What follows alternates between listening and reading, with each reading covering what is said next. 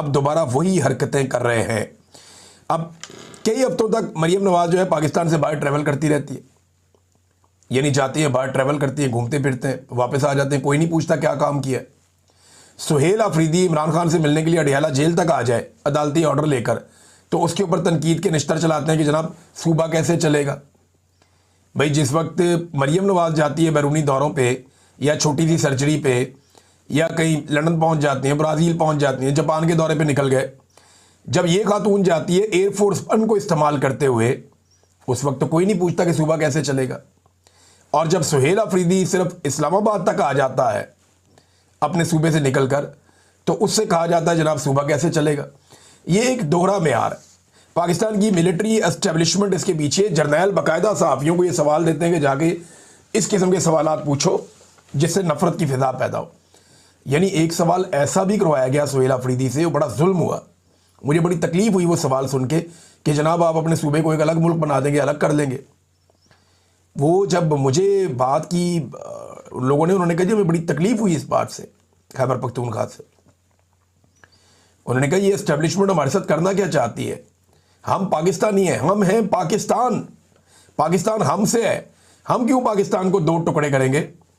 ये अगर किसी की ख्वाहिश है तो वो खुद अपनी ख्वाहिश बयान करे, हमारे सामने इस तरह की बातें ना फेंकी जाएं। तो इस बात की उन्हें बहुत तकलीफ भी हुई थी। तो नाज़रीन ये मज़ालिम बड़े पुराने चल रहे हैं और अभी तक चल रहे हैं।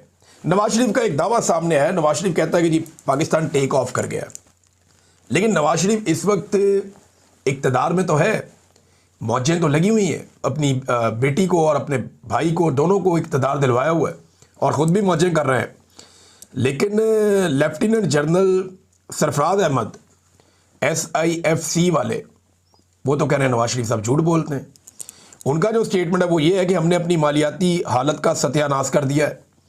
जो गवर्नर स्टेट बैंक है वो कहता है कि जी माशी मॉडल बिल्कुल नाकाम हो चुका है। जो मुशीर बराए ये सरमायाकारी है वो क्या होता है उसका, इसके अंदर जो मुशीर है वो ये कहता है जनाब पैसा वैसे ही कोई नहीं आ रहा बाहर से और हमारा गवर्नेंस का मॉडल ही नाकाम है। IMF ने इसके ऊपर एक अलग 225 सफ़ों की रिपोर्ट दे दी। इन्होंने पूरी रिपोर्ट मुबैना तौर पे छापी भी नहीं, उसका जो हिस्सा छापा उसके अंदर IMF ने इनके सारे पोल खोल कर रख दिए। फिर बेरोज़गारी जो है पाकिस्तान की तारीख में कभी ऐसे नहीं हुआ जो अब इन्होंने बेरोज़गारी पाकिस्तान में बढ़ा दी है। महंगाई इन्होंने कहाँ से कहाँ पहुँचा दी, आप मुवाज़ना करके देख लें इमरान खान साहब के दौर से। कर्जे पाकिस्तान बनने से लेकर अब तक इतने कर्जे नहीं लिए जितने इन्होंने इस दौर के अंदर कर्जे ले लिए। तबाही फेर दी इन्होंने कर्जे ले लेकर। सरमायाकारी पाकिस्तान की 51 साल की कम तरीन सरमायाकारी हो रही है पाकिस्तान में, और SIFC बना के मनपसंद अफराद को